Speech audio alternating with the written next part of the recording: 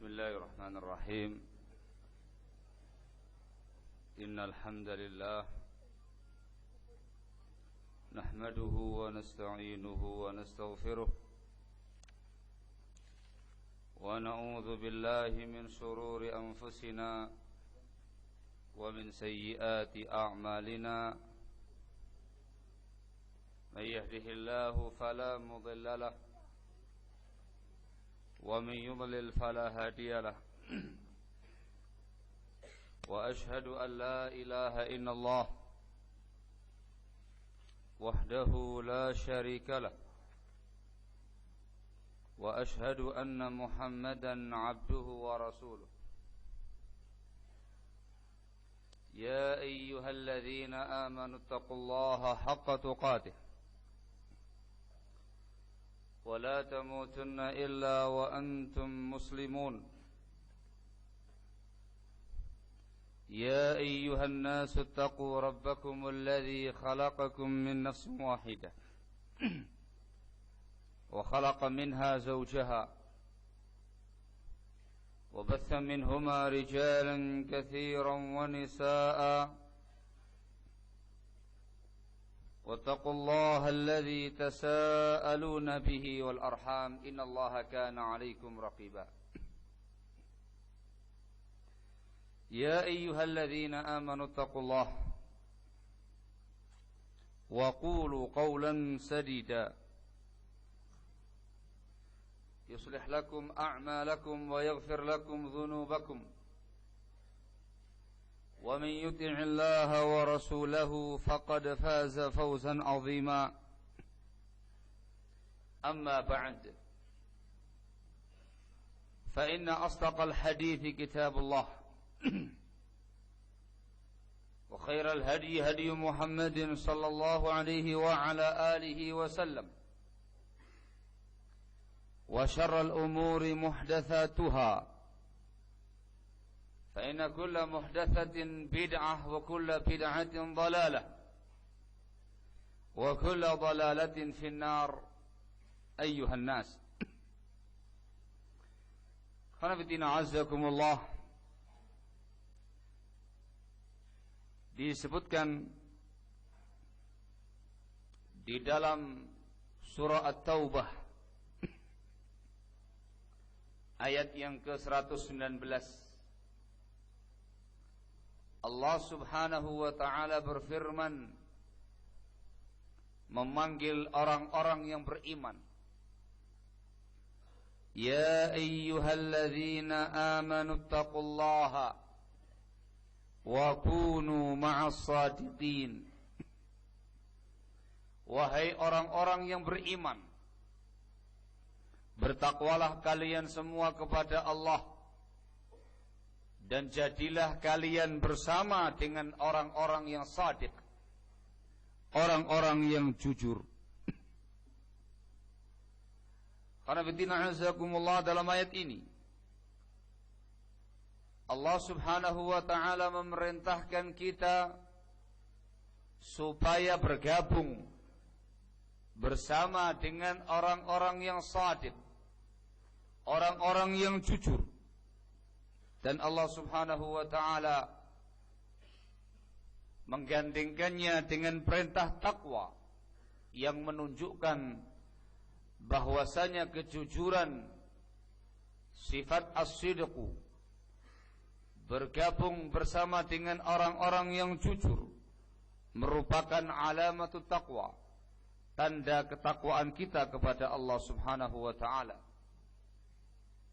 Dan yang dipanggil ialah orang-orang yang beriman, menunjukkan bahwasanya konsekuensi keimanan bertakwa kepada Allah dan bersama dengan orang-orang yang shadiq, orang-orang yang jujur.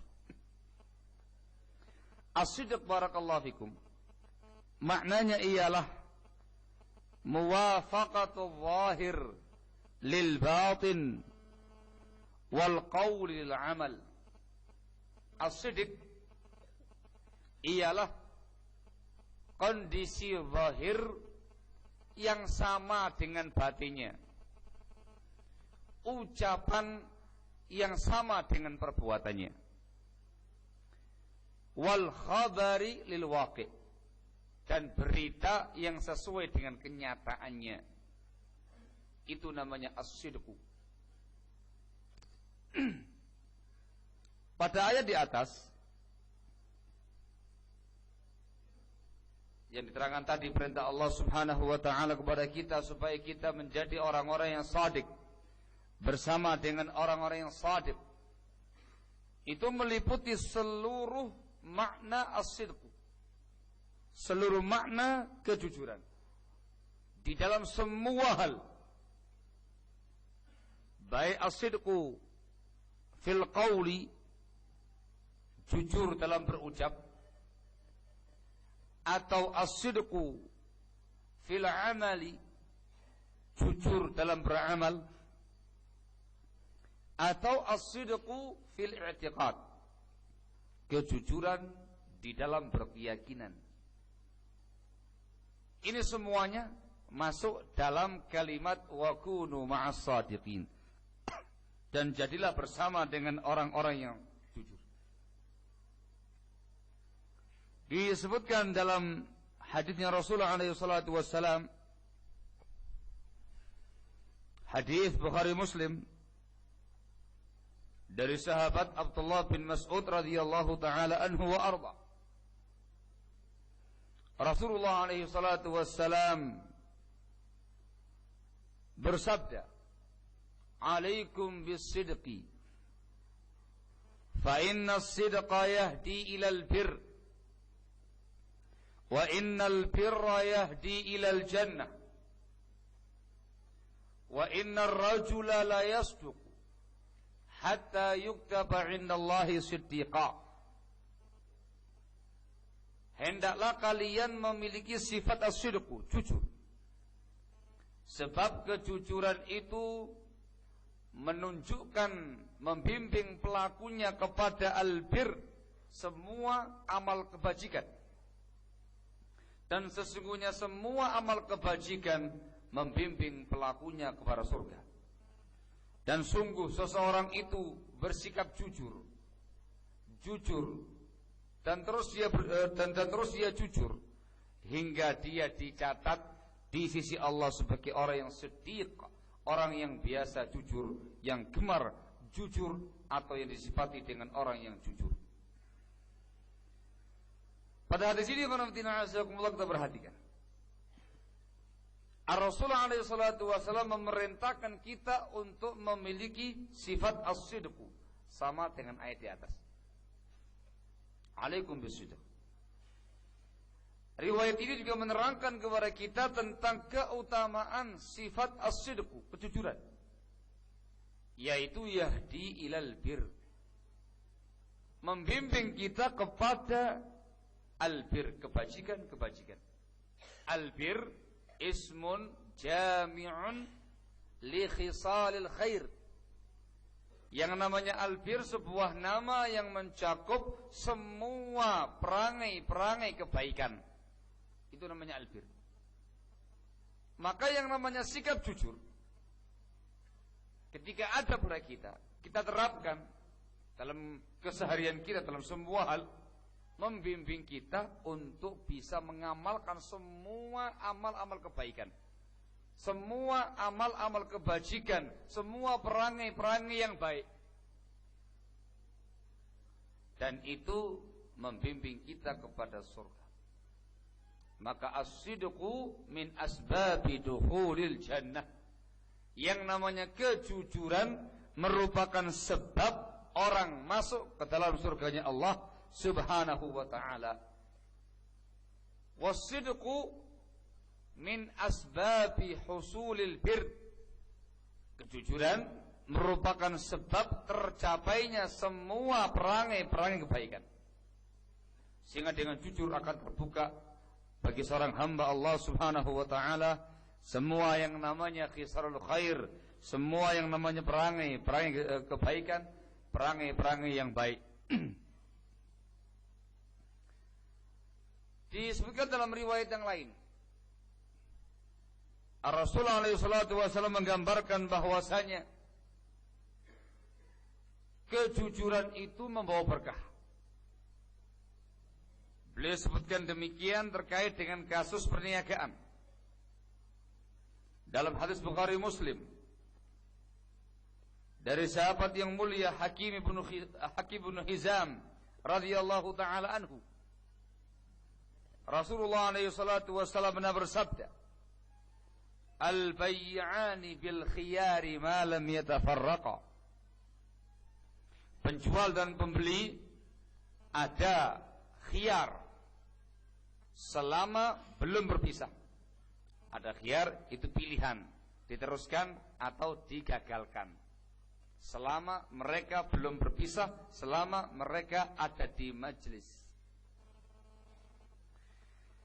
Fa in sadaqa wa bayyana burika lahuma fi bai'ihima.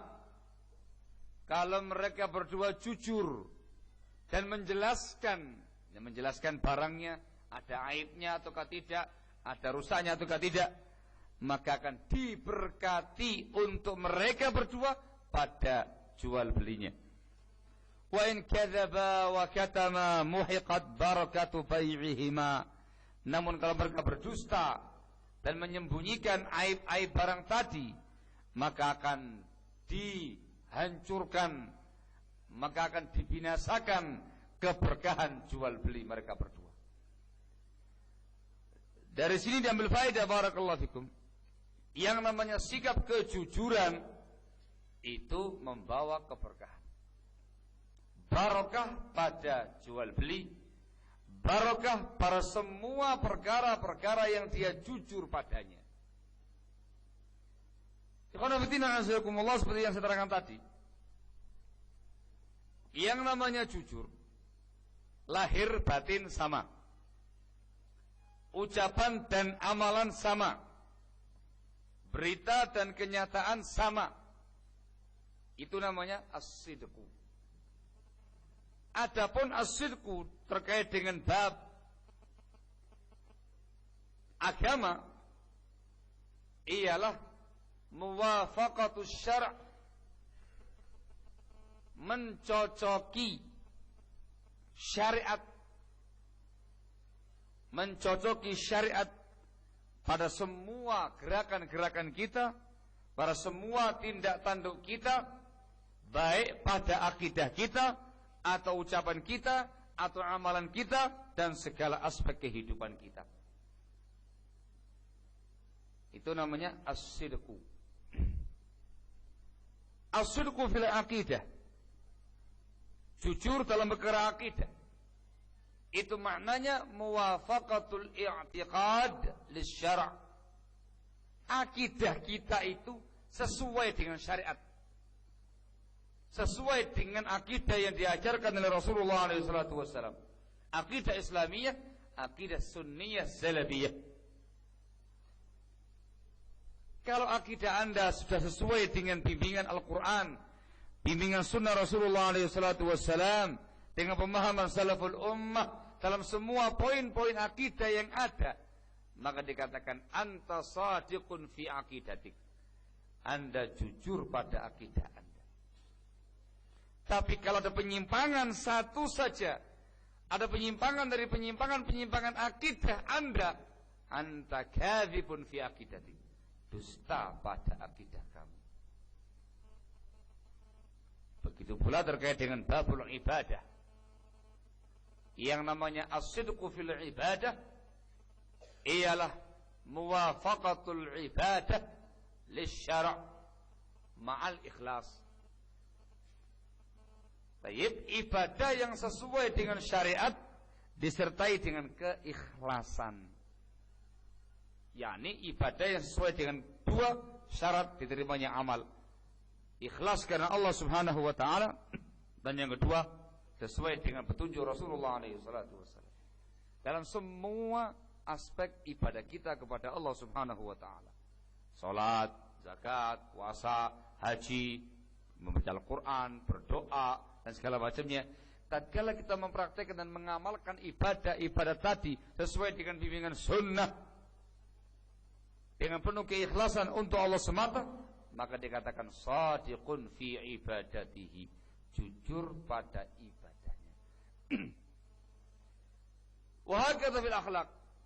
Juga terkait dengan babul akhlak, juga terkait dengan babul muamalah, babul adab, dalam semua bab-bab aspek kehidupan kita seluruhnya, kalau sesuai dengan syariat, maka dinyatakan shadiqun fi dzalik, jujur pada poin-poin tadi. Tapi kalau kemudian bertentangan dengan agama Allah, bertentangan dengan syariat, maka dikatakan kadzibun fi, dusta padanya. Sehingga jujur itu sangat luas cakupannya. Tidak heran kalau kemudian jujur itu lambang ketakwaan. Tidak heran kalau kemudian jujur itu yahdi ilal bir, membimbing pelakunya kepada semua perangai kebaikan. Dikarenakan akidahnya benar, ibadahnya benar, akhlaknya benar, adabnya benar, muamalahnya benar, kesehariannya benar, lahir batinnya benar, semuanya benar sesuai dengan bimbingan syariat. Maka tidak heran ketika mendapatkan keutamaan yang dibawakan tadi. Walaupun barakallahu fikum, asal isti'mal, asal penggunaan kata-kata sidqun itu sidqun fil qaul, jujur dalam berucap, lawannya adalah al-kadzib, dusta. Namun dalam pengembangannya barakallahu fikum seperti yang saya terangkan tadi. Ikhwana fillah azakumullah. Bila difahami makna dan pemahaman as-sidqu di antara yang diperintahkan kepada kita untuk kita jujur padanya, ialah as-sidqu fid dakwah, jujur di dalam berdakwah kepada Allah Subhanahu wa taala. Ini kalau boleh saya pegang enak. Saya kalau gini-gini enggak enak. Boleh copot? Tak copot lagi. Biar saya gini-gini gitu. Ini, ini.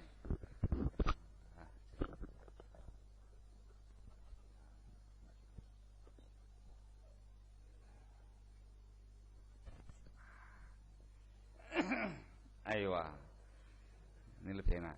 Taib.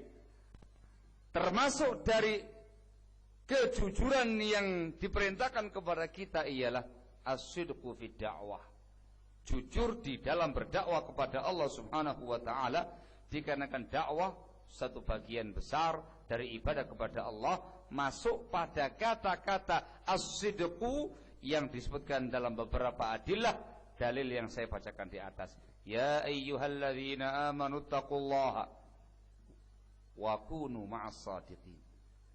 Termasuk kata-kata wa kunu ma'as sadiqin, jadilah bersama dengan orang-orang yang jujur. Minha, diantaranya as-sidqu fi dakwah, jujur dalam berdakwah kepada Allah Subhanahu wa taala. Apa maknanya? Muwafaqatu dakwah lisyara', dakwahnya harus sesuai dengan ketentuan syariat, harus sesuai dengan dakwah yang dicontohkan oleh Rasulullah SAW. Kalau sesuai dengan bimbingan agama Allah, dikatakan shadiqun fi da'watih, jujur dakwahnya. Tapi kalau ada penyimpangan pada dakwahnya, dinyatakan kadzibun atau kadzabun fi da'watih, dusta pada dakwahnya. Maka di sini munafiqina azakumullah, seseorang itu dinyatakan shadiqun fi da'wah, jujur dalam perkara dakwah, apabila pada dirinya terdapat ketentuan-ketentuan berikut ini. 1. Ayyakuna mukhlisan fi da'watihi, ayyakuna mukhlisan fi da'watihi, dia ikhlas dalam dakwahnya, mengharapkan wajah Allah Subhanahu wa taala semata, mengharapkan ridha Allah Subhanahu wa taala semata. Karena tina'azakumullah perkara keikhlasan wadih. Terlalu banyak dalil yang menjelaskan kepada kita untuk ikhlas dalam beribadah kepada Allah Subhanahu wa taala, dan masuk dalam bagian ibadah adalah dakwah. Wa ma umiru illa liya'budullaha mukhlishina lahud-din hunafa. Dan mereka tidak diperintahkan melainkan supaya beribadah hanya kepada Allah semata dengan mengikhlaskan agama ini untuknya semata sebagai orang-orang yang hanif. Ikhlas dalam perkara dakwah masuk padanya ikhlas dalam perkara dakwah ilallah. Pembahasannya sekarang, apa yang dimaksud dengan ikhlas dalam berdakwah? Jawabannya ialah Anda dinyatakan ikhlas dalam berdakwah kepada Allah ketika dakwah kamu ilallah. Da'watuka ilallahi ta'ala. Kamu menyeru umat manusia untuk kembali kepada Allah semata, supaya mereka semuanya ibadah kepada Allah, kembali kepada Allah, mentaati Allah. Ini yang pertama. Dinyatakan ikhlas dalam berdakwah ketika Anda berdakwah ilal khair, berdakwah kepada perkara-perkara kebaikan yang disebutkan dalam syariat. Dakwah ilal khair. Inilah yang disebutkan dalam sekian banyak ayat, sekian banyak dalil ketika membahas tentang dakwah. Pasti dengan lafaz dakwah ilallah, dakwah ila sabili rabbik, dakwah ilal khair. Seperti yang disebutkan dalam Al-Quranul Karim dalam surat Yusuf ayat yang ke-108 insyaallah. Allah Subhanahu wa taala mengatakan dalam firman-Nya, "Qul hadhihi sabili ad'u," teruskan, ilallah. Ad'u ilallahi ala basiratin ana wa man ittaba'ani. Katakan wahai Nabi alaihi salatu wasalam, inilah jalanku. Aku berdakwah kepada Allah di atas ilmu, di atas basirah, aku dan orang-orang yang mengikuti aku. Dikatakan dakwah ilallah. Juga ayat yang lainnya lagi yang ma'ruf di kalangan kaum muslimin. Allah mengatakan dalam firman-Nya, "Ud'u ila sabili rabbik bil hikmati wal mau'izatil hasanati wajadilhum billati hiya ahsan." Berdakwahlah engkau wahai Nabi alaihi salatu wasalam kepada jalan Rabbmu. Berdakwah kepada jalan Allah Subhanahu wa taala dengan hikmah, dengan mau'izah hasanah, dan debatlah mereka dengan cara yang terbaik. Juga dalam ayat yang lain yang disebutkan di Ali Imran ayat yang ke-104, Allah menyatakan dalam firman-Nya, "Wal takum minkum ummatun yad'una ilal khair wa ya'muruna bil ma'ruf wa yanhauna 'anil munkar wa ulaika humul muflihun."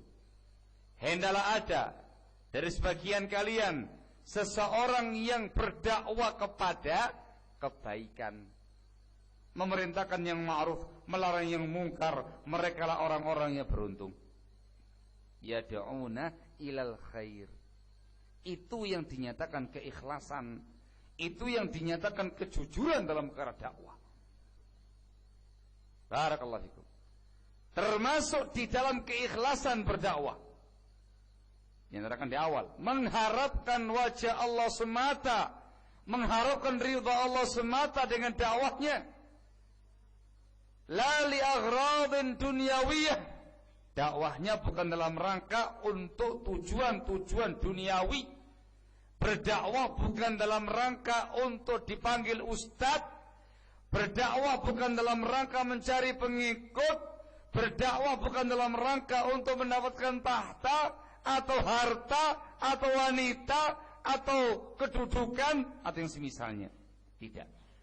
Murni mengharapkan wajah Allah Subhanahu wa taala, dan dia berdakwah kepada Allah, mengajak umat manusia kembali kepada Allah, kembali ke jalan Allah, mengajak orang pada perkara kebaikan. Hadza wal ikhlasu fid da'wah. Di sini khonafidina azakumullah, ada nasihat penting yang disampaikan oleh Asy-Syaikh Al-Allamah Muhammad Ibnu Shalih Al-Utsaimin rahimahullah dalam kitab beliau Syarah Riyadhus Shalihin.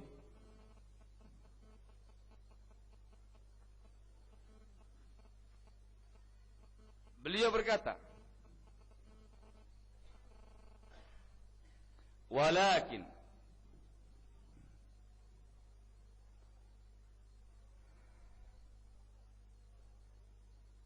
على الآمر بالمعروف والناهي عن المنكر أن يلاحظ مسألة مهمة، وهي أن يكون قصده بذلك إصلاح أخيه لا الانتقام منه والاستئثار عليه.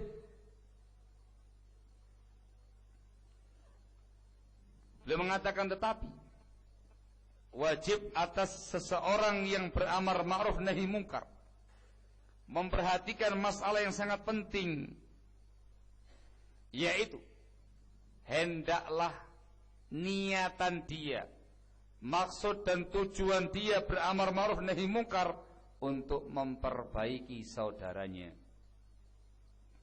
memperbaiki keadaan saudaranya, mengajak dia kepada perkara-perkara kebaikan, bukan dalam rangka untuk menghukumnya, bukan pula dalam rangka untuk membalas dendam pribadi atasnya, istighfar alaih. Pada alinea yang lain belum menyatakan, fal muhim annahu yajibu 'alal amiri bil ma'ruf wan nahyi 'anil munkar ay yastahdira hadzal ma'na alla yakuna qasduhu al intisara li nafsihi aw al intiqama min akhihi. Yang penting wajib atas seseorang yang beramar ma'ruf nahi mungkar untuk senantiasa menghadirkan makna satu ini, yaitu hendaklah tujuan dia bukan dalam rangka untuk membela diri pribadi, bukan pula dalam rangka untuk membalas dendam atas dirinya dari saudaranya. Ini khonafidina azakumullah perkara yang sangat muhim yang disampaikan oleh Syekh Ibnu Utsaimin rahimahullahu taala. Sesuatu yang seringkali menjalar pada niatan-niatan seorang dai dalam keadaan dia merasa atau enggak merasa. Terutama apabila ada sesuatu yang berkaitan dengan pribadinya. Ketika pribadinya dia disentuh, apalagi ketika ada orang lain yang mengkritik dirinya, atau yang berupaya meluruskan dirinya, atau yang berupaya menegur dirinya, atau menasihati dirinya, atau yang semisalnya. Di sini dia diuji betul keikhlasannya, diuji betul kejujuran dia dalam berdakwah kepada Allah. Ketika dia menyampaikan amar ma'ruf, menyampaikan yang baik-baik, ketika dia nahi mungkar, diuji. Apa tujuannya? Dia melaksanakan amar ma'ruf nahi mungkar, berdakwah kepada Allah, mengajak orang kepada Allah, mengajak orang kepada perkara kebaikan, dalam rangka untuk memperbaiki orang lain, ataukah dalam rangka untuk pelampiasan dendam? Itu diuji. Barakallahu fikum. Kalau dia orang yang jujur dalam dakwahnya, maka dia akan mengedepankan keikhlasannya, mengedepankan dakwah yang sesuai dengan bimbingan syariat, dan yang mengesampingkan pribadinya. mengesampingkan tendensi pribadinya. Dia akan sampaikan dengan apa adanya, entah sesuatu yang melawan dirinya atau sesuatu yang menguntungkan dirinya, sesuatu yang membela dirinya atau sesuatu yang menegur dirinya. Dia akan sampaikan apa adanya. Dikarenakan keikhlasan dalam perkara dakwah ila Allah, barakallahu fikum, dia mengajak orang kepada perkara kebaikan, bukan mengajak orang kepada dirinya sendiri. Syekhul Islam Muhammad bin Abdul Wahhab An-Najdi rahimahullah dalam kitab Tauhid, dalam pembahasan fihi masail, ketika membahas tentang masalah ini juga mengingatkan banyak orang-orang yang secara zahirnya menyuruh umat manusia kepada Allah, tetapi pada hakikatnya yad'u ila nafsihi, mengajak orang lain untuk kembali kepada dirinya pribadi, mengajak orang lain untuk ikut dengan dirinya, bukan mengajak orang lain untuk kembali kepada Allah, bukan mengajak orang lain untuk beribadah kepada Allah atau kepada perkara-perkara kebaikan. Maka hal yang semacam ini, barakallahu fikum, perlu untuk diwaspadai. Maka di antara tanda jujurnya seseorang ialah al-ikhlasu fi da'wati, ikhlas dalam dakwahnya dengan makna-makna yang telah disampaikan tadi. Contoh langsung yang terjadi di zamannya Rasulullah alaihi salatu wassalam, barakallahu fikum, ialah pada beberapa ayat di mana Allah Subhanahu wa taala menurunkan ayat yang menegur Rasulullah alaihi salatu wassalam pada perbuatannya. Di antara contohnya di dalam surat At-Tahrim, ayat yang pertama, Allah menegur, ya ayyuhan nabi lima tuharrimu ma ahallallahu laka tabtaghi mardata azwajik wallahu ghafurur rahim. Wahai nabi, kenapa engkau mengharamkan apa yang telah Allah halalkan bagi kamu dalam rangka untuk mendapatkan keridhaan istri kamu, sebagian istri kamu? Allah Maha Pengampun lagi Maha Penyayang. Teguran itu. Dan ada asbabul wurudnya, asbab nuzulnya. Cirinya orang yang jujur, disampaikan semua yang sesuai dengan syariat, yang sesuai dengan agama, walaupun itu sesungguhnya menampar dirinya. Sebagaimana Rasulullah SAW menyampaikan ayat ini, dibacakan kepada umatnya, tidak beliau sembunyikan, padahal isi ayatnya menegur beliau pribadi. Langsung nyebut nama, wahai Nabi, kenapa engkau haramkan apa yang telah Allah halalkan dalam rangka untuk mencapai ridha sebagian istri kamu? Kalau seandainya Rasul bukan orang yang jujur, hasya wa kalla, beliau orang yang sangat jujur. Kalau seandainya beliau tidak amanah, tidak jujur, akan disembunyikan ayat ini. Loh kenapa? Dikarenakan menampar pribadinya beliau, menegur pribadinya beliau, simpen. Siapa yang tahu dapat wahyu? Kan gitu ya. Wahyu sampai kemana? Kepada beliau, bukan kepada para sahabatnya. Simpen gak ada yang tahu. Tapi dikarenakan yang namanya kejujuran, yang namanya keikhlasan, beliau sampaikan semua perkara-perkara yang datang dari Allah Subhanahu wa taala, baik lahu ataukah alaih, baik sesuatu yang mendukung beliaunya ataukah yang menegur beliaunya.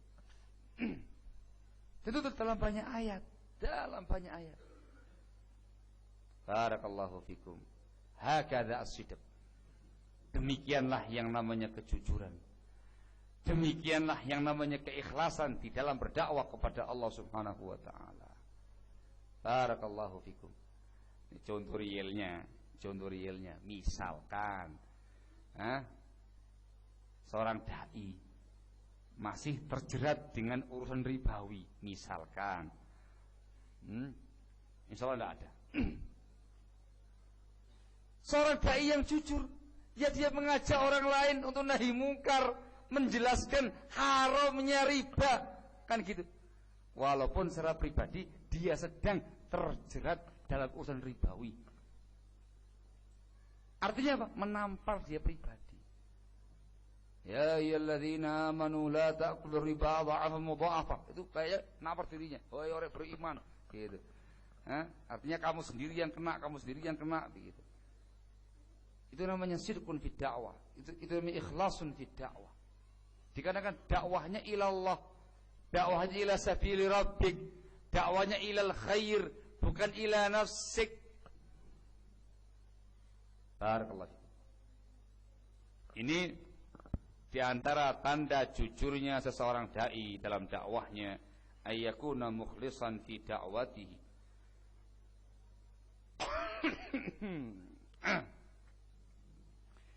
Termasuk tanda kejujuran dakwah seseorang ialah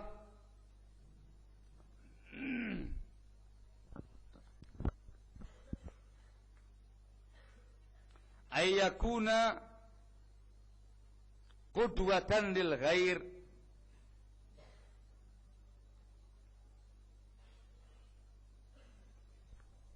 dai tadi itu menjadi qudwah, menjadi suri tauladan bagi yang lain. Jujur. Dan betul-betul tanda kejujuran yang paling mudah dilihat dan sesuai dengan definisinya, muwafaqatul qaul lil amal, yang disampaikan sesuai dengan yang diamalkan.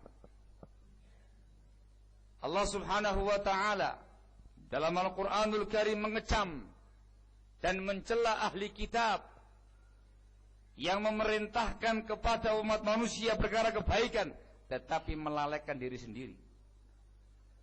Disebutkan di Al-Baqarah ayat yang ke-44. Allah Subhanahu wa taala berfirman, "Atamuruna an-nasa bil birri wa tansawna anfusakum wa antum tatluna al-kitab afala ta'qilun?"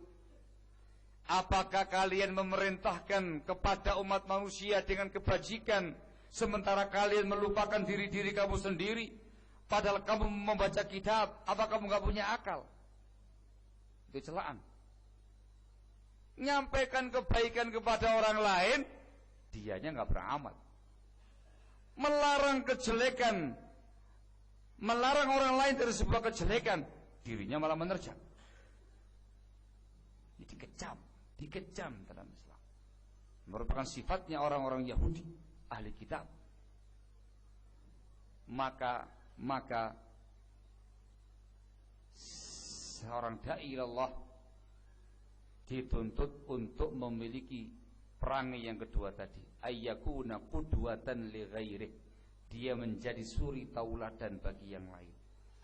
Seperti yang dicontohkan oleh Rasulullah alaihi salatu wassalam ketika Allah Subhanahu wa taala menyatakan terkait dengan Rasulullah alaihi salatu wasallam, laqad kana lakum fi Rasulillahi uswatun hasanah.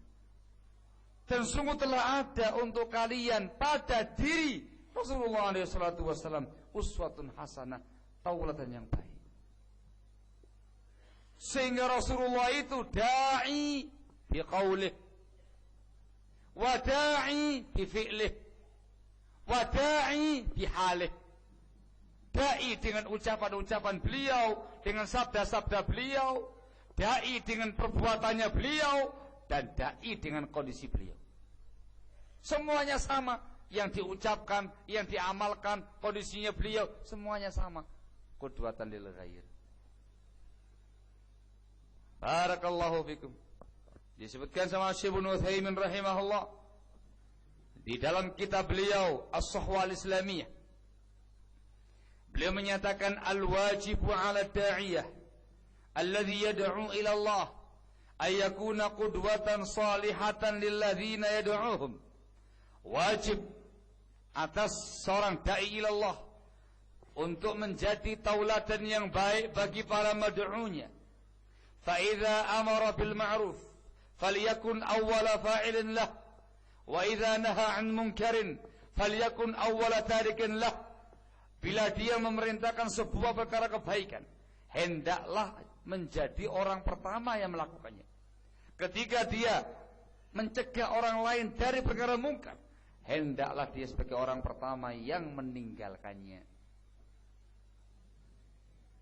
Beliau mengatakan sebagai contoh, "Fama dhannukum bi rajulin yuhadziru minal muamalatir ribawiyyah wa yaqulu liman ya'kul riba innaka muharibullah muharibun lillahi wa rasulih wa hadha ad-da'iyah ya'ibu an-nas wa yudhakkiruhum wa yukhawifuhum billah thumma yadhhab yata'amal bir-riba." Hal hadha min akhlaqi da'iyah? Abadan. Bagaimana kiranya, kata beliau, ada seorang dai mentahdir, memperingatkan masyarakatnya dari muamalah-muamalah ribawi, muamalah-muamalah riba. Dia mengatakan kepada orang yang makan barang riba, kamu memerangi Allah dan Rasulnya, kamu memukul genderang perang dengan Allah dan Rasulnya. Dia menyampaikan mau'idhah kepada orang lain, mengingatkan mereka, menakut-nakuti mereka dengan azabnya Allah terkait dengan bab riba. Ternyata dia sendiri terjatuh dalam praktek riba. Katanya Syekh, apakah termasuk akhlaknya dai? Abadan. Itu bukan akhlaknya seorang dai. Barakallahu. Dia ceramah ke sana kemari, memperingatkan kaum muslimin dari bahaya al-madaris al-ikhtilatiyah. Bahayanya sekolah-sekolah ikhtilat, laki perempuan campur jadi satu dan segala macamnya haram. Wah, dibawakan ayatnya, dalilnya terkait dengan haramnya ikhtilat, fatwa-fatwa para ulama dan segala macamnya. La anae sekolah kabeh, semuanya sekolahnya di madrasah-madrasah ikhtilatiyah. Apa itu yang namanya akhlaknya dai? La. Ya, dari satu sisi dia jujur menyampaikan apa adanya yang sesuai dengan syariat. Tetapi secara prakteknya nggak jujur, dikarenakan nyatanya dia masih menyekolahkan putra-putrinya di sekolah-sekolah ikhtilatiyah yang difatwakan dengan tegas oleh para ulama kita dengan keharaman. Ya, yang gampangnya lah, dia memperingatkan ceramah khusus bahaya rokok, jangan begitu. Dianya debus-debus. Barakallahu fikum. Ya, di depan mad'unya yang khawas nggak berani, apalagi yang nggak berani, tapi di rumah atau di mana gitu. Masya Allah. Nggak tahu apa ini yang dia ini. Merek apa ini? Allahul musta'an. Apa itu namanya akhlak dai? Jawabannya tidak. Apa itu yang namanya jujur dalam perkara dakwah? Jawabannya tidak jujur dalam dakwahnya. Anta kadzibun fi da'wati. Ini perkara besar. Dari poin kedua ini, barakallahu fikum, diambil satu faedah penting. Satu faedah penting yang amat sangat berharga dari para ulama kita untuk para dai secara khusus. Dikarenakan dia harus menjadi qudwah, tauladan bagi yang lain, maka dianjurkan dan dinasihatkan kepada para dai alla yarida mawaridat tuham, atau alla yaji'a mawatidat tuham. Jangan sampai dia datang ke tempat-tempat yang membuat orang lain curiga dan menuduh dia yang macam-macam. Tempat-tempat yang memang gak baik, tempat-tempat yang memang kurang bagus. Ya, walaupun mungkin dia memiliki sekian banyak alasan. Jangan. Kenapa? Dikarenakan posisi kamu sebagai seorang dai, sebagai seorang pembina umat, sebagai penyeru agama, yang disoroti semua tindak tanduk kamu dan kewajiban kamu sebagai qudwah, tauladan bagi yang lain. Jangan datang ke tempat-tempat yang very kuluso gitu. Barakallahu fikum. Ya, walaupun kamu punya alasan, tidak boleh dan tidak pantas bagi seorang dai datang ke bioskop. Jelas? Itu kan contoh yang gampang gitu ya. Loh, kayak Kayaknya kenal itu wajah satu itu. Siapa itu? Loh, Ustadz Fulan di depan biskup apa di sini tempat namanya? Hah? 21. Masya Allah. 21. Loh, di depan 21. Orang curiga. Kalau yang di depan situ adalah orang-orang yang biasa mangkal situ, gak bakal curiga. Memang orang situ, memang orangnya biasa ke situ. Begitu ada seseorang yang dikatakan tokoh, apalagi sebagai orang yang dikatakan da'i ilallah, mata tuh langsung putar-putar. Siapa itu? Loh, Ustadz Fulan. La haula wala quwata illa billahil aliyil azim. Ngapain di situ? Muncul von kecurigaan, terus berkecamuk dalam benaknya sang mad'u tadi itu. Ya walaupun tidak boleh langsung main tuduh, cek dulu. Kalau perlu langsung datangi aja. Assalamualaikum Ustaz. Ada antum? Wah udah, ketangkap bahasa gitu ya. Allah musta'an. Artinya mungkin dia punya uzur, mungkin dia diminta sama keluarganya barangkali untuk jemput siapa familinya atau apa di situ. Ini kan tidak semuanya orang tahu agama. Ini ustadz tapi familinya masih banyak yang awam, kan banyak. Diminta mungkin barangkali. Tapi sebagai seorang dai itu harus pikir panjang. Maaf, kalau ke tempat itu saya nggak mau. Bukan nonton biskup. Kamu ke situ, apa itu ada paman kamu, tolong dijemput dia, penting itu, nggak ada yang jemput. Iya, tapi jangan di situ. Itu dai yang jujur. Jangan di situ. Di mana kita ketemuan tempat ini yang aman gitu, yang nggak gitu tempatnya itu. Situ selesai. Yang nggak beres, nggak apa-apa. Tujuannya kan bukan untuk nonton biskup. Tujuannya kan dalam mereka menjemput paman. Emang salah jemput paman? Tidak salah kamu jemput paman, tapi yang salah itu Anda sebagai seorang dai, sebagai seorang tokoh datang ke tempat-tempat yang membuat orang curiga dengan Anda. Hati-hati, Anda itu qudwatun lil ghair. Itu contoh biskup. Nah gitu ya. Yang disebutkan oleh para ulama kita ialah terkait dengan babul ghibah. Ketika seseorang dai Allah barakallahu fikum datang ke mawatin tuham terkait dengan mawatinil bidah, tempat-tempat yang dicurigai, tempat-tempat penyebaran bid'ah. Datang kepada tokoh hizbi, datang kepada tokoh mubtadi', tokoh teroris dan segala macamnya. Antum lihat dalam kitab Riyadhus Shalihin itu termasuk orang yang bisa ditahdir dan bukan ghibah. Mutaraddid ila mubtadi'in. Ketika dia sering datang ke tempatnya seorang mubtadi', seorang yang menyimpang dan segala macamnya, dicurigai. Kok saya sempat lihat ya, ada ustadz. Saya pas jalan kok ada acara di masjid.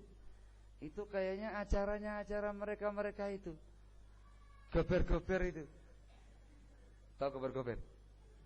Tahu tak? Gober-gober itu ya bahasa pelihnya kuburiyun. Kuburiyah, gober gitu ya kan.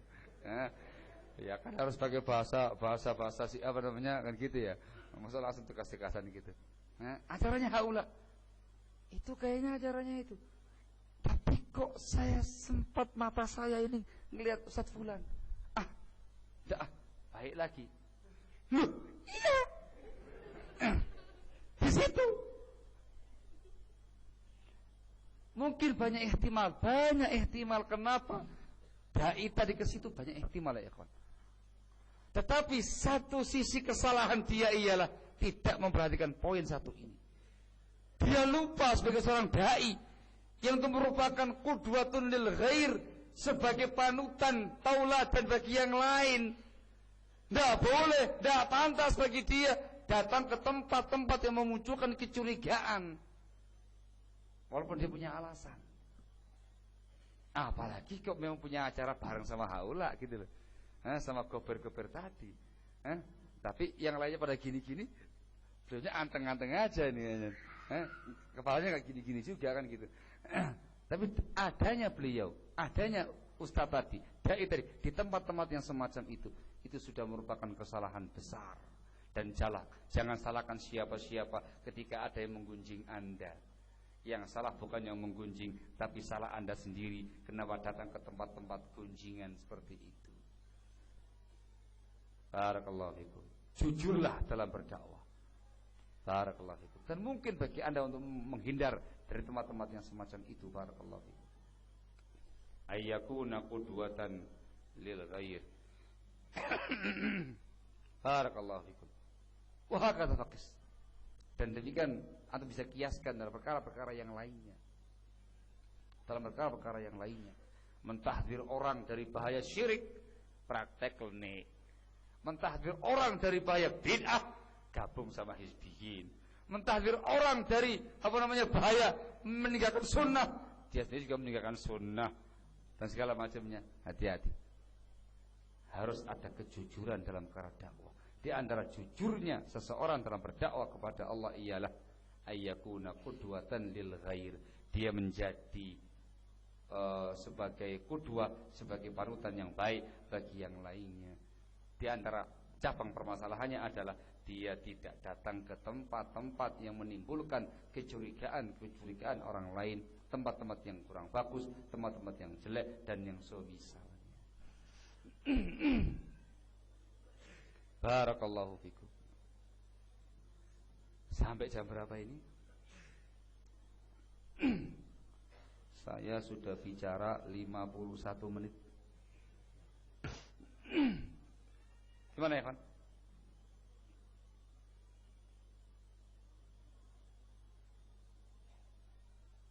Saya jam berapa ini?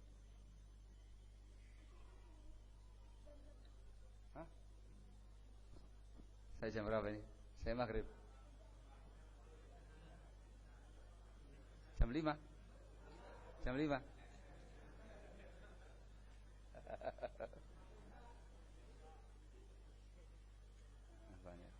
Bismillah.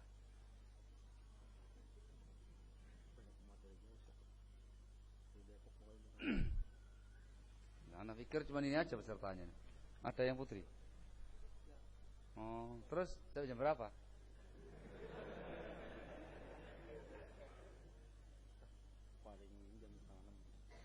Oh, masih lama kalau setengah 6 sih. Nah, insya Allah nggak ada yang tanya. Insya Allah nggak ada yang tanya. Barakallahu fikum. Baik, ya ikhwan.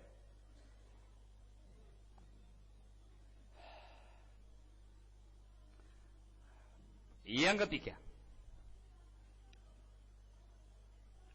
di antara ciri-ciri tanda-tanda kejujuran dalam berdakwah ilallah ialah ayyakuna sabiran fi da'watihi. Sabar di dalam berdakwah kepada Allah Subhanahu wa ta'ala. Ini semuanya buah daripada keikhlasan. Ketika dia ikhlas dalam berdakwah kepada Allah Subhanahu wa ta'ala, akan memunculkan perangai-perangai yang mulia. Akan muncul perangai kesabaran, keteguhan, ketegaran dan segala macamnya. Tapi ini disebutkan secara khusus. Ayyakuna sabiran fi da'watihi. Sabar dalam dakwahnya. Kenapa ya, Pak? Dikarenakan dakwah ilallah itu jalannya tidak mulus. Berdakwah kepada Allah itu seperti meniti jalur terjal. Di hadapan kalian terdapat sekian banyak rintangan-rintangan, hadangan-hadangan, gangguan-gangguan, cobaan-cobaan, problem-problem, musuh-musuh dakwah. Dan itu merupakan sunnatullah pada orang-orang yang berdakwah kepada Allah, baik dari kalangan para anbiya wal mursalin atau dari kalangan para pengikutnya anbiya wal mursalin. Wa kadzalika ja'alna likulli nabiyyin aduwan syayatinal insi wal jin yuhi ba'dhum ila ba'dhin zukhrufal qawli ghurura. Dan demikianlah kami jadikan untuk masing-masing nabi, untuk tiap-tiap nabi musuh dari kalangan setan-setan bangsa jin dan setan bangsa manusia, satu sama lain saling mewahyukan ucapan-ucapan menipu yang menyilaukan, ucapan yang menyilaukan yang menipu.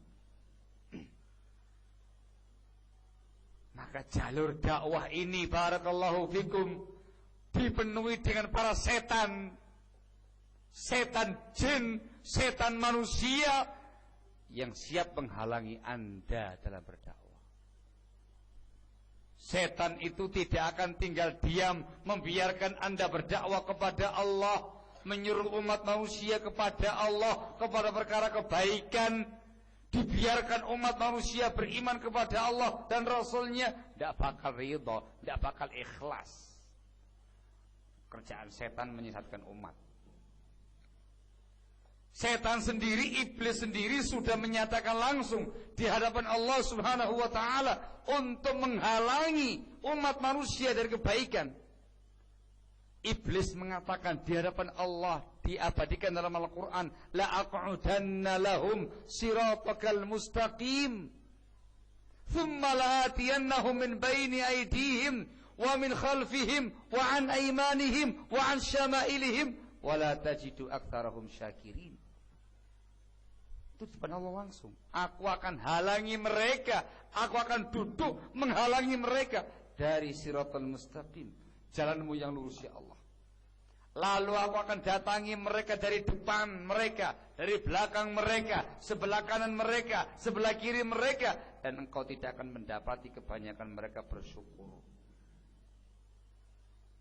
Iblis sudah mempersiapkan khutuwat, namanya khutuwatus syaitan, langkah-langkah setan, makar-makar setan, trik-trik setan, untuk menghalangi dan menghadang laju dakwah. Dan yang dihadang itu dakwatul haq, dakwatus sunnah, bukan dakwah yang batil. Nek dakwah yang batil dikipas-kipasi sama setan.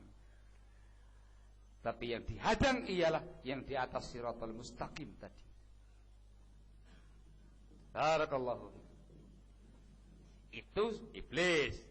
Belum lagi dari yang namanya syayatinul ins, setan bangsa manusia dari kalangan ashabul ahwa'i wal bidah. Belum lagi dari kalangan kaum kufar, orang-orang kafirnya. Camkan baik-baik, jalur yang lurus itu cuma satu,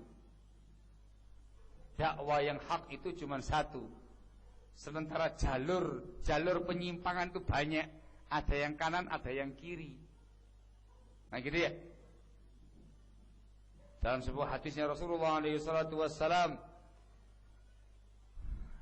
yang diriwayatkan oleh Imam Ahmad dalam musnadnya dari sahabat yang mulia Abdullah bin Mas'ud radhiyallahu anhu, Rasulullah SAW pernah menggariskan khatta lana Rasulullah sallallahu alaihi wasallam khattan mustaqima. Rasulullah SAW pernah menggariskan untuk kami satu garis yang lurus dan mengatakan hadza siratullahil mustaqim, ini jalan Allah yang lurus. Thumma khatta an yaminihi khututa wa an shimalihi khututa. Lalu Rasul menggariskan sebelah kanannya jalannya kecil-kecil yang pendek-pendek yang banyak, yang kiri juga demikian. Dan beliau mengatakan wa hadhihi subul, dan inilah yang namanya subul. Camkan baik-baik ucapannya Rasul. Beliau mengatakan setelah itu wa ala ra'si kulli sabilin minha syaitanun yad'u ilaih. Dan di penghujung masing-masing jalan kecil yang pendek tadi ada setan yang mengajak umat manusia masuk padanya. Itu namanya penyeru-penyeru kebatilan. Tahukah Anda siapa yang dimaukan dengan setan di sini? Yang dimaukan ialah ashabul ahwa'i wal bidah. Antum lihat dalam kitab Al-I'tisam karya Abu Ishaq Asy-Syatibi rahimahullah, ketika membawakan ayat di atas, itu menerangkan bahwasanya yang dimaukan dengan setan di sini oleh Rasulullah SAW, setan dari bangsa manusia, yaitu ahlul bid'ah. Maka tatkala kamu berdakwah, kamu harus ngerti di depan kamu tuh ada musuh iblis dan bala bantuannya dari bangsa jin. Di depan kamu ada musuh-musuh setan manusia, ada orang-orang kafir dengan ragam sektenya, ada ahli kitab, ada musyrikin. Dalam tubuhnya kaum muslimin juga banyak penghalang-penghalangnya dari kalangan ashabul ahwa'i wal bid'ah yang tergolong syayatinul ins. Itu yang harus siap kamu hadapi. Jalan terjal dalam dakwah ilallah. Jangan kamu kira mulus-mulus saja yang namanya dakwah. Jangan dikira enak-enak saja. Dakwah enak gitu ya. Datang jauh-jauh dari Jawa Timur naik pesawat. Enaknya rek, ustadznya naik pesawat. Gitu ya. Saya loh nggak pernah naik pesawat. Ya nek mikiri pesawat enak. Nah kalau lagi mikiri musuh-musuh dakwahnya, mundur semua antum-antumnya. Di belakangnya para ustadz semuanya sembunyi. Ustadz gitu. Ayo naik pesawat. Enggak ustadz, mau dinaikkan jet juga gak bakal mau ustadz. Jangan mikiri itunya. Yang dipikir itu bagaimana rintangan-rintangan dalam perkara dakwahnya, hadangan-hadangannya, ujian-ujiannya, cobaan-cobaannya, musuh-musuh dalam perkara dakwah. Dan itu banyak, real dalam kenyataan dakwah ilallah. Di sini perlu yang namanya kesabaran dalam berdakwah. Seseorang yang jujur dalam berdakwah, dia akan sabirun, muhtasibun, thabitun amamal mihan. Orang yang sabar, senantiasa mengharapkan pahala dari Allah, tegar, kokoh di hadapan semua ujian, semua cobaan, semua rintangan yang ada dalam kancah dakwah ilallah. Ada muhim. Itu tanda dia jujur dalam perkara dakwah. Kalau kemudian ada rintangan mundur, dikasihkan kepada mad'unya, nih ada problem antum yang ngurus, saya tak di sini saja. Begitu ada yang enak-enak, solali ustadznya dulu, baru mad'unya. Ayo mikir, ustadznya dulu, barang enak ustadznya dulu, barang gak enak mad'unya dulu. Allahul musta'an. Enggak. Dia harus bersabar, dia harus berjuang, dia harus berkorban dengan jiwa raganya, dengan pikirannya, dengan waktunya, dengan badannya, dengan ilmunya, dengan idenya, mungkin dengan raganya, dengan nyawanya, dengan semua yang dia miliki. Berkorban dalam rangka untuk meninggikan kalimat Allah di muka bumi. Berkorban dalam rangka berdakwah kepada Allah Subhanahu wa ta'ala, siap menghadapi itu semuanya dengan ketegaran, dengan kesabaran, dengan ihtisab, mengharapkan pahala dari Allah Subhanahu wa ta'ala. Baru dikatakan hadza shadiqun fi da'watihi, jujur dalam dakwahnya. Itulah yang dicontohkan oleh para anbiya wal mursalin, sebagaimana yang bisa antum baca dalam sejarah Nabi dan Rasul, dari mulai Nabi Allah Nuh alaihi salatu wassalam sampai Nabi kita Muhammad alaihi salatu wassalam. Antum perhatikan, luar biasa perjuangan mereka, pengorbanan mereka, kesabaran mereka, keteguhan mereka, kekokohan mereka dalam berdakwah ilallah, menghadapi cercaan-cercaan, cemoohan-cemoohan, intimidasi-intimidasi, teror dan segala macam. Sabar mereka. Fahakadza fakunu, maka demikianlah semestinya kalian itu, demikian jadinya kalian wahai para dai ilallah. Ya siap menghadapi yang namanya tantangan dan musuh, diintimidasi, diteror dan segala macamnya, santai. Ya memang sudah sunnatullah pada perkara dakwah. Jangan panik di SMS, hati-hati dari fulan menebarkan pemahaman yang menyimpang, lebih sesat dari doktrinnya orang-orang yang menyimpang. Waduh, Sebarluaskan ini. Nah, gimana nanti nama saya di mana-mana jadi jelek, dikatakan sebagai orang yang begini. Panik. Ojo panik. Kalau ndak kepengin dapat rintangan dalam dakwah, ya sing ganteng, duduk yang ganteng di rumahnya mami, minta disuapin sama mami. Jangan terjun dalam kancah dakwah ilallah. Kalau sudah antum terjun dalam kancah dakwah ilallah, siap menghadapi itu semuanya. Orang yang tegar dalam dakwahnya membaca cuman tersenyum. Allahul musta'an. Na'udzubillahi minal fitan. Kan gitu ya. Bertaut dari fitnah, minta perlindungan dari Allah Subhanahu wa taala. Dan yakin selama yang disampaikan itu hak, la yadurruhu syai'a, tidak akan membahayakan dia sedikit. Santai. Dapat lagi SMS. Ustaz fulan daftar PU. Target operasi. Waduh, apa maneh iki? Nah, kalau dia nggak sabar dalam dakwahnya, ya, wah ketakutan banget itu. Mau sampai menghubungi polisi segala macam. Gimana Pak polisi? Oh, saya jadi TO. Nanti gimana? Ya, keluar rumah nggak berani, mau ini nggak berani, mau keluar rumah bodyguardnya gede-gede dan segala macamnya itu. Allahul musta'an. Santai ya, tawakkal Allah. Itu perkara yang biasa dalam perkara dakwah ilallah. Isbir, wahtasib, wasbud, sabar. Sabar menghadapi berbagai macam rintangan yang ada, mengharapkan pahala dari Allah semata, kokoh, tegar dalam berdakwah ilallah. Itu merupakan tanda jujurnya Anda dalam berdakwah kepada Allah, dan tidak akan fasyal, tidak akan gagal dalam berdakwah kepada Allah.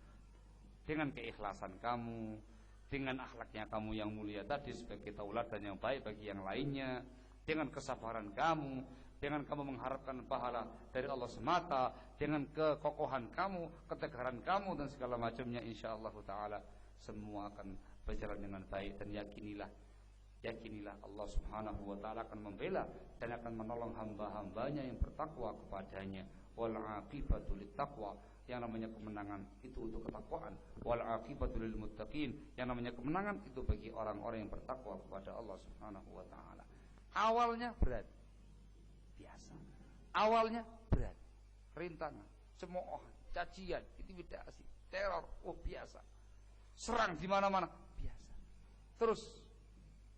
Terus jalan. Insyaallah taala di depan Anda ada makhrajan minallahi tabaraka wa taala, akan ada jalan keluar, ada yang namanya kelapangan, kemudahan-kemudahan dari Allah Subhanahu wa taala.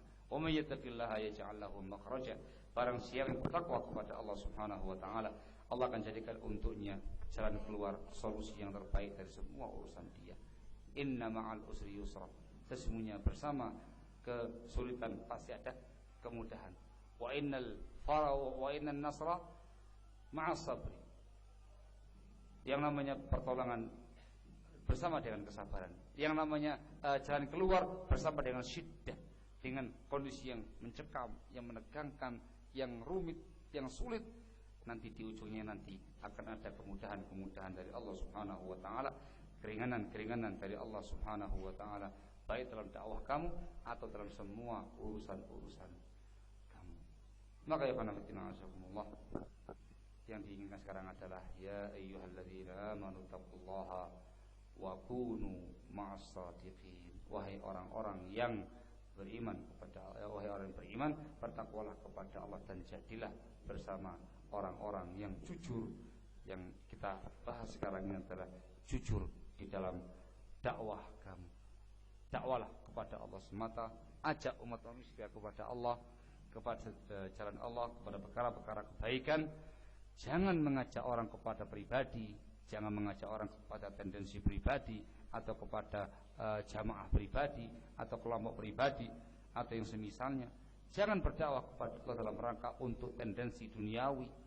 Ikhlaskan niat kamu dalam berdakwah kepada Allah, sabar dalam berdakwah kepada Allah. Ihtisabul ajr indallah, meminta pahala dari Allah Subhanahu wa taala semata, kokoh dalam perkara dakwah dan menjadi tauladan yang baik bagi orang-orang lain yang di sekitar Anda, mad'u Anda. Wallahu taala a'lamu bissawab. Dikarenakan waktu yang sudah enggak memungkinkan, sebenarnya lebih banyak ya panemu saya sampaikan di pondok-pondok saya, tapi paling tidak ada gambaran apa yang dimaukan dengan as-sidqu fi dakwah, kejujuran dalam dakwah ila Allah tabaraka wa taala. Saya kira cukup sekian untuk materinya. Nggak ada yang tanya kan? Nggak ada yang tanya kan? Ada. Masya Allah.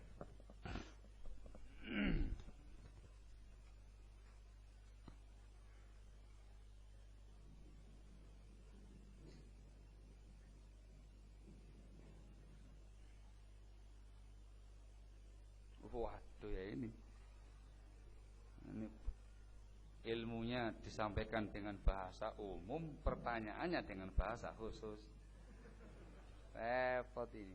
Kita ini ngasih ilmu ya, kita kasih kaidah ilmiah supaya antum itu memiliki gambaran ilmu yang luas yang bisa antum kembangkan pada perkara-perkara yang berikutnya.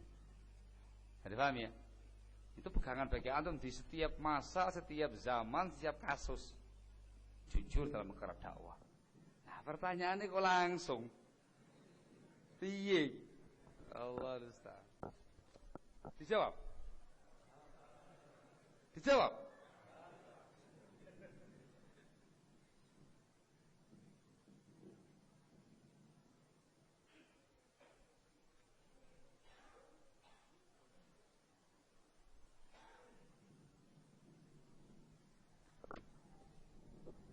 Masya Allah.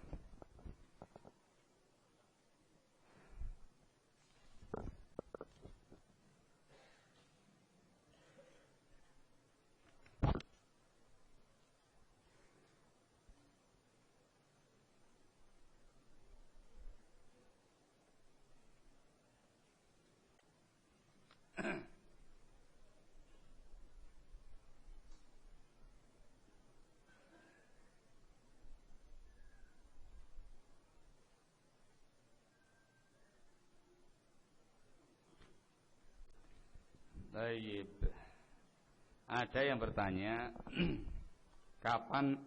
apakah anak sebapak lain ibu mendapatkan sama dengan anak sebapak seibu bila meninggal orang tuanya, apakah mendapatkan harta waris bagian yang sama? Ya lain sih. Yang namanya saudara kandung atau anak kandung dengan anak atau saudara bapak itu beda. Cuma yang harus anda perhatikan dalam bab waris itu bukan terkait dengan orang lain, tapi terkait kaitannya dengan sang mayit. Ketika ada orang meninggal itu apanya? Kalau itu adalah anaknya, maka dia termasuk anak, baik anak dari istri yang pertama atau anak dari istri yang kedua atau ketiga atau keempat. Kalau dia sebagai anak sang mayit masuk dalam bagian anak. Gitu ya. Jadi jangan dikaitkan dengan antumnya. Apanya antum? Salah. Dalam ilmu waris terkait dengan kaitannya dengan si mayit, hubungannya apa dengan yang mati ini? Misalkan dia saudaranya mayit, maka beda saudara kandung mayit dengan saudara sebapaknya mayit. Ketika hanya ada ahli waris mayit, saudara sekandung satu dan saudara seayah satu. Saudara seayahnya nangis. Loh kenapa? Tidak dapat apa-apa. Semua diambil sama saudara kandung. Mahjub, hajab hirman dalam masalah seperti ini. Wallahu ta'ala a'lamu bishawab.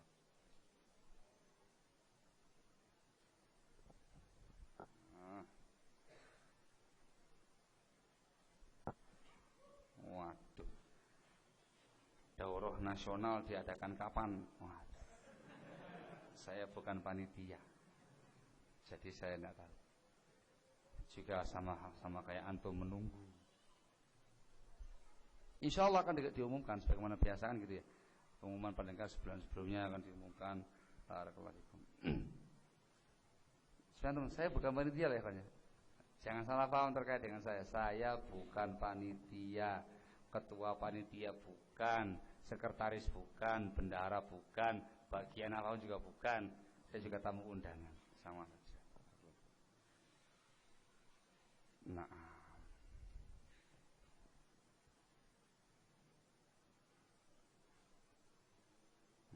Ini juga saya nggak tahu ini. Wallahu a'lam bishawab.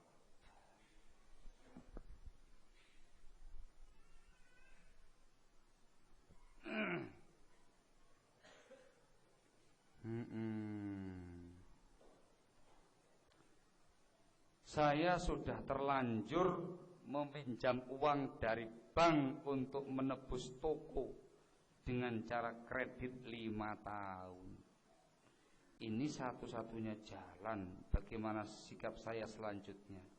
Yang selanjutnya segera lunasi hutang-hutang Anda kepada pihak bank dan jangan diulangi lagi. Istighfar kepada Allah yang banyak. Nanti kalau toko Anda sudah mulai menghasilkan, banyak-banyak infak dan sedekah untuk membersihkan harta benda Anda. Insya Allah kalau kamu sungguh-sungguh berupaya untuk lepas dari jeratan-jeratan semacam itu akan dibantu oleh Allah Subhanahu wa taala. Wa may yattaqillaha yaj'al lahu makhraja wa yarzuqhu min haitsu la yahtasib.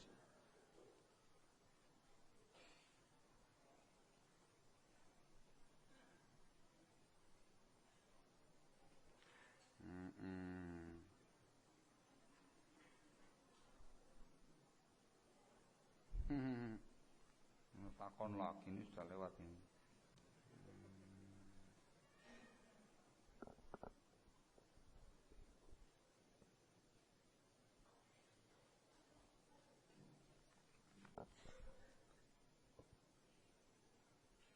Apa batasan antara kejujuran dalam berdakwah dengan kelemahan seorang dai sebagai manusia biasa? Karena setiap manusia pasti punya salah. Bagaimana dia bisa selamat dari ketidakjujuran manakah dia melakukan kesalahan sebagaimana manusia biasa? Nah, terkait dengan manusia biasa perkara yang maklum. Tetapi tidak menafikan kejujuran dia dalam perkara dakwah. Misal, kasih misal ya. Dia menyampaikan kepada manusia, kepada masyarakatnya terkait dengan fadilahnya umrah dan haji. Ustadz kiri, kayak so mangkat-mangkat. Sebagian salaf kita memberikan contoh, dia tidak berani menyampaikan tema itu sampai umrah dulu atau haji dulu baru menyampaikan. Itu afdol saja. Tetapi dalam poin semacam itu bisa bagi dia diterangkan apa adanya yang namanya hidayah umrah sebagaimana ilmu yang dia ketahui dari buku-bukunya para fuqaha, dan dia belum mampu mengerjakannya. Dikatakan uzur, itu uzur syar'i. Uzur syar'i. Barakallahu. Yang jadi masalah itu ialah dia punya kemampuan untuk itu tidak. Dia punya kemampuan untuk menghindar dari perkara yang mungkar, tidak menghindar. Dia punya kemampuan untuk mengerjakan kebaikan tadi, tidak mengerjakan. Itu yang enggak jujur. Barakallahu. Saya dipahami ya?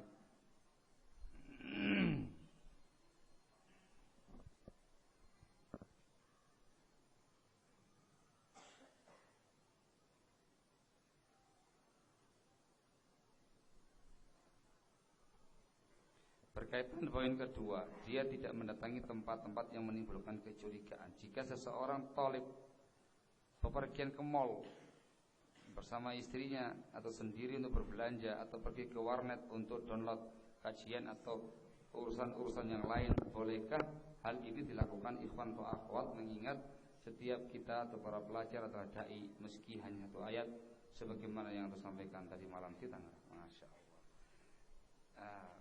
Terkait dengan masalah mall, tujuannya untuk belanja. Kalau saya pribadi mengatakan, antum pilih mall yang aman. Paham yang maksud? Antum pilih mall yang bersih. Jangan pilih mall yang agak kotor dalam tanda kutip.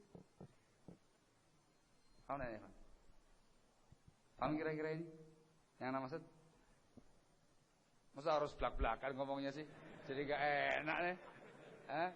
Katanya ada sebagian mall itu kotor. Antum masuk itu seolah-olah ini bukan dunia ini. Ini bukan dunia ini. Masuk langsung. Paham ya? Ini kondisinya sangat mengerikan gitu loh. Sebisa mungkin tidak ke tempat-tempat yang semacam itu, yang sifatnya agak lumayan, agak aman gitu. Itu pun ketika memang dibutuhkan ya. Barakallahu fikum. Ke mall untuk belanja, untuk kepentingan semacam itu tidak bisa kita larang. Barakallahu fikum. Tapi diusahakan sekuat tenaga untuk mencari tempat-tempat yang lebih aman, yang lebih tepat, yang lebih bersih dari yang lain. Betul kan begitu kan? Ada sebagian mall yang kotor kan ya? Ada sebagian yang agak lumayan kan gitu ya? Nah, bahasanya yang ini norak, yang ini agak sopan gitu ya kan? Nah, cari yang agak sopan-sopan. Iya. Barakallah.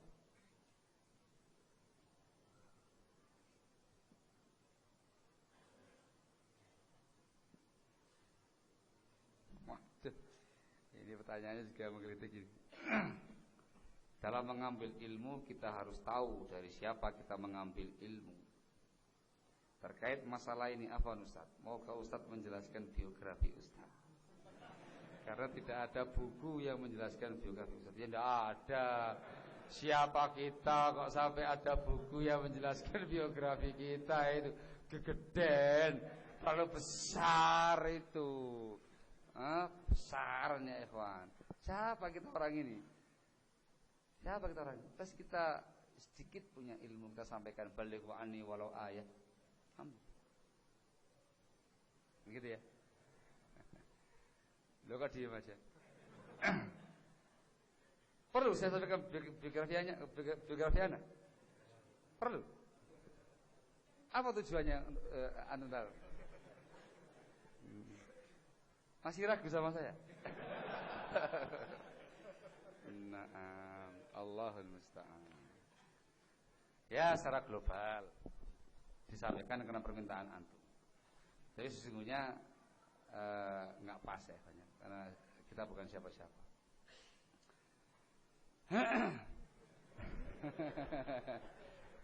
Ana pribadi, barakallahu fikum, alhamdulillah. Kalau pendidikan formal, saya hanya lulus MI, Madrasah Ibtidaiyah di kecamatan saya, atau tepatnya di desa saya, karena sekolah di desa saya. Sehingga untuk ijazah saya hanya punya ijazah Madrasah Ibtidaiyah. Setelah itu masuk ke Madrasah Tsanawiyah Muhammadiyah di sana dulu. Hanya sampai semester 3 ketika itu, setahun setengah lepas.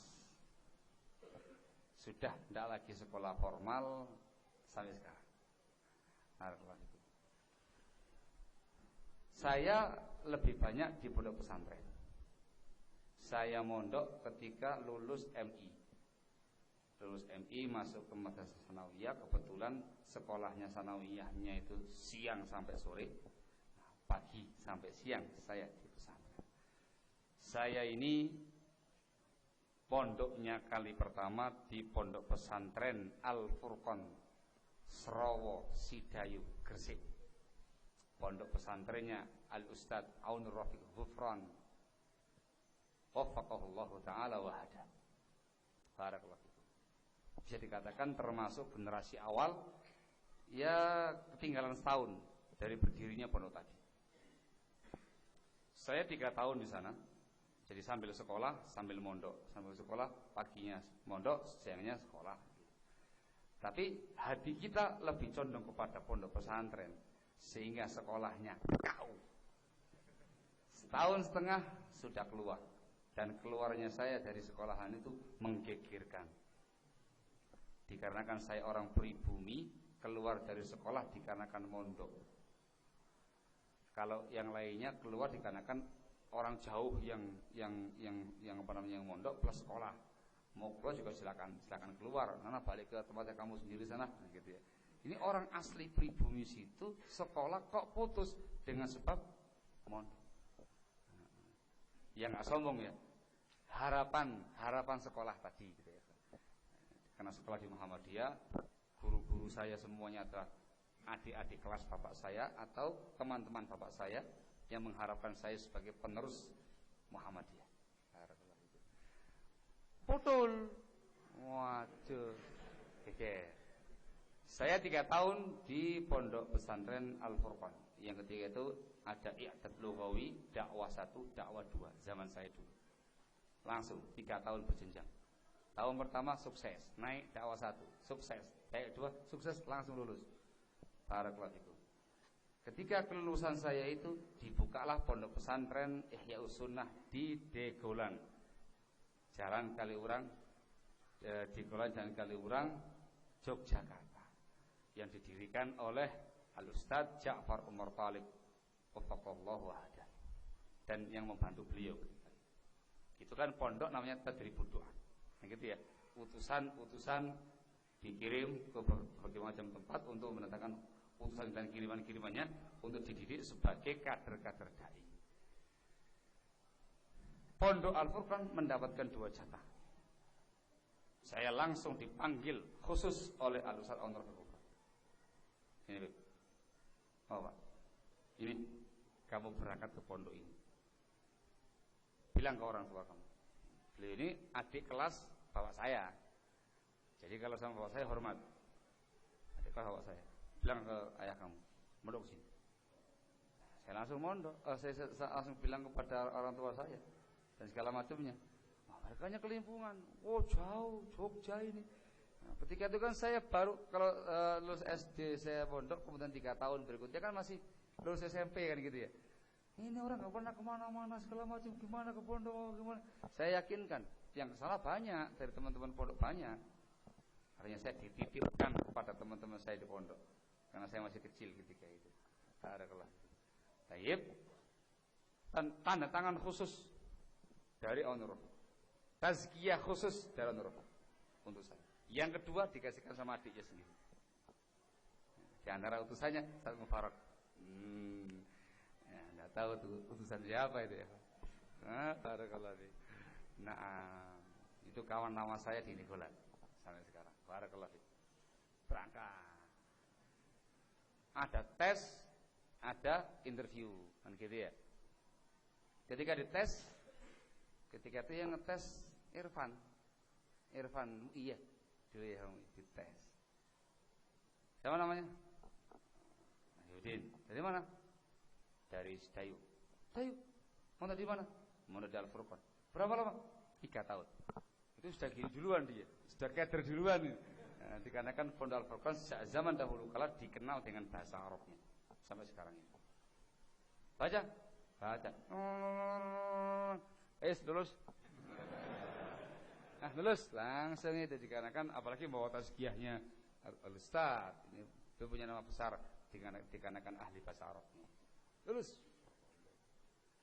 Luluslah saya ketika itu masuk dalam jajaran awal generasi pertama pondok pesantren Ihyaus Sunnah Degolan Jalan Kaliurang Yogyakarta, Sleman Yogyakarta, di bawah pimpinan direktur umumnya Al-Ustaz Ja'far Umar Thalib wafaqahullahu wa'adah. Ternyata saya masuk ke situ sebagai santri yang paling muda, termuda dari semua yang ada.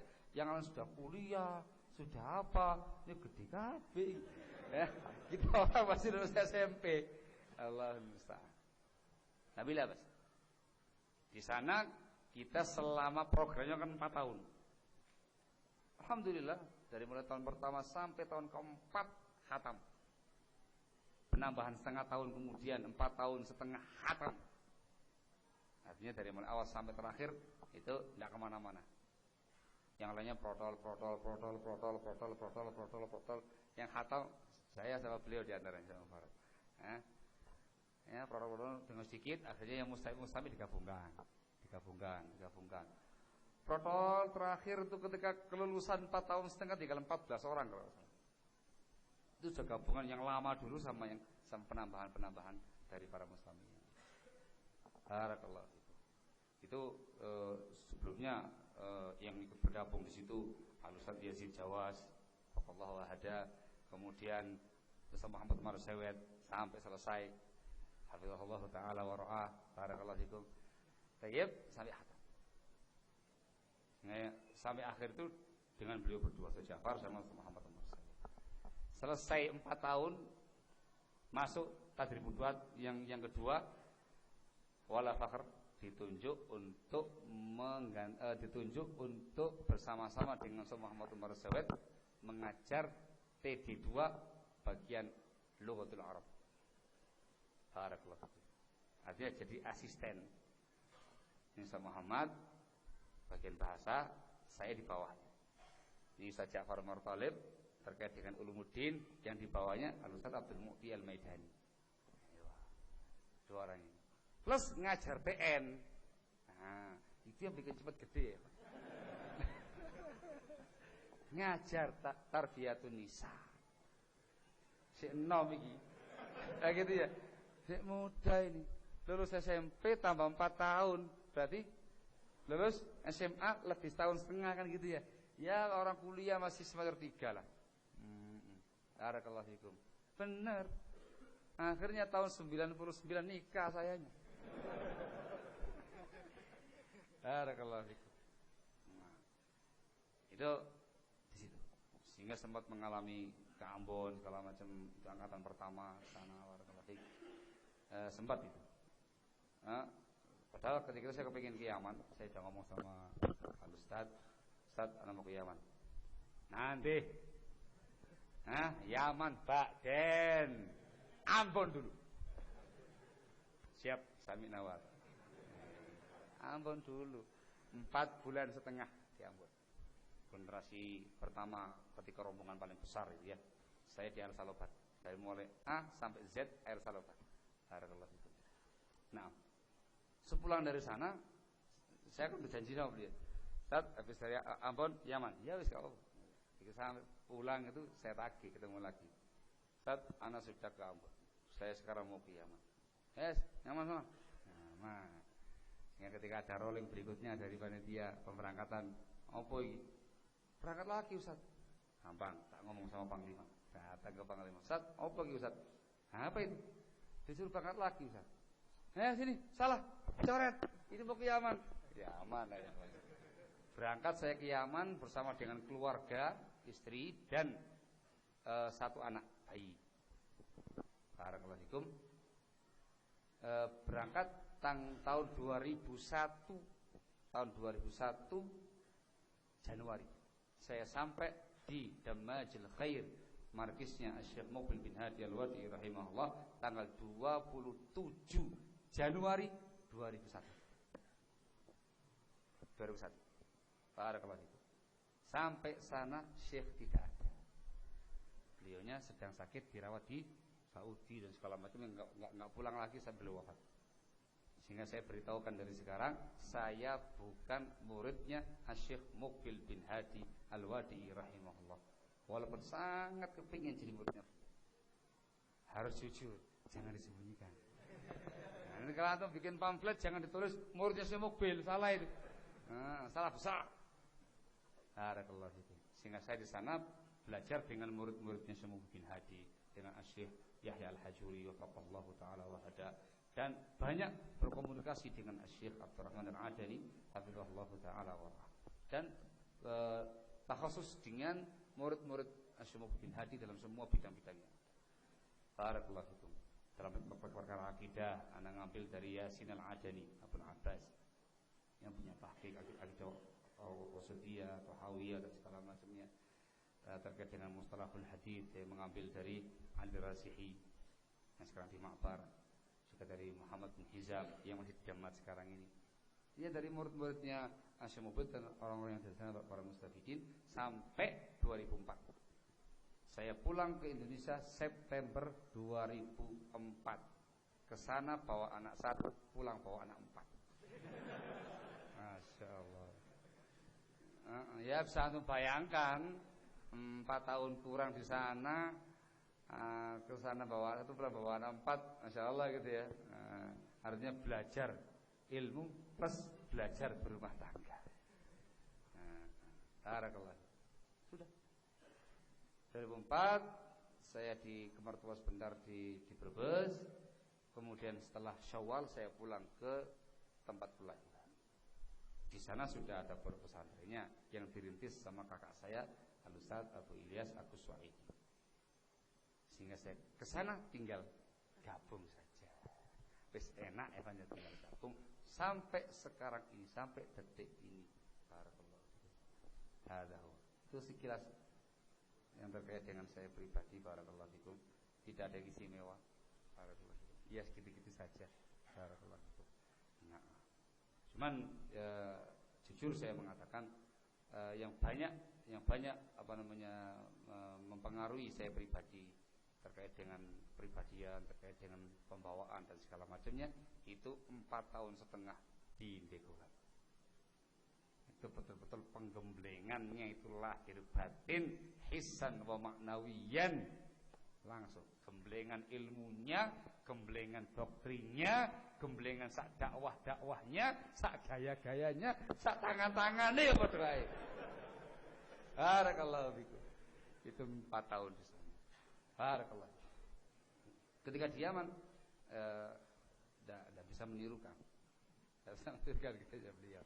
Barakallahu fikum dikarenakan lain. Kalau seandainya bertemu dengan Syekh Muqbil bin Hadi, mungkin dikarenakan gayanya Panglima sama kayak gayanya Syekh Muqbil bin Hadi rahimahullah. Barakallahu fikum. Itu saya. Sehingga enggak ada yang istimewa ya, kan? Ya biasa-biasa saja. Barakallahu fikum. Mudah-mudahan bermanfaat seperti yang antum inginkan. Naam. Ya, kalau antum masih meragukan saya ya enggak ada masalah. Afwan Ustaz, antum masih majhul, jadi enggak usah keselipi. Alhamdulillahirabbil alamin. Saya tak sidayu saja. Barakallahu fikum. Wallahu a'lam bishawab. Kalau terkait dengan masalah dakwah ilallah, selama di Lebanon kita sudah diminta turun berdakwah. Saya pribadi sudah diminta turun, ikut andil turun dakwah tahun 96. Itu sudah ke Klaten, Cilacap, Semarang dan segala macamnya, dan halaqah-halaqah di sekitar Yogyakarta. Halaqah-halaqah yang ada. Barakallahu fikum.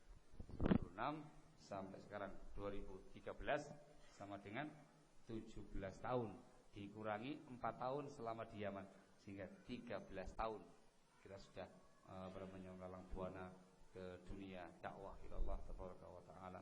Walhamdulillahirabbil alamin. Naktafi lahuna subhanaka wa bihamdika asyhadu an la ilaha illa anta